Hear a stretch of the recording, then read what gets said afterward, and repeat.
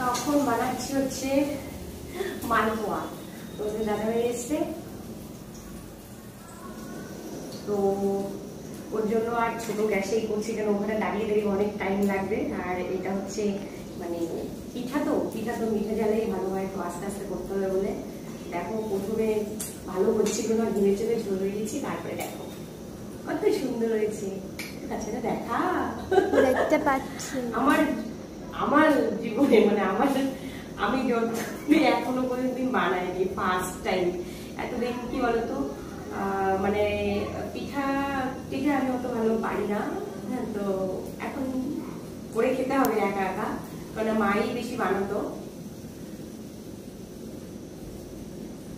First time মালপোয়া বানাচ্ছি, তো দেখো সুন্দরই হয়েছে, খারাপ হয়নি, তাই না ঐশী? ঐশী, তোমাদের দাদা ভাই, আমার সোনা বাবা, সবাই মানে সবাই খেয়েছে। একা একা হয়ে যাচ্ছে, প্রচন্ড গরম, ফ্যানটাও চালানো আছে, গ্যাসটা নিয়ে যাবে। ঠিক আছে, টাটা।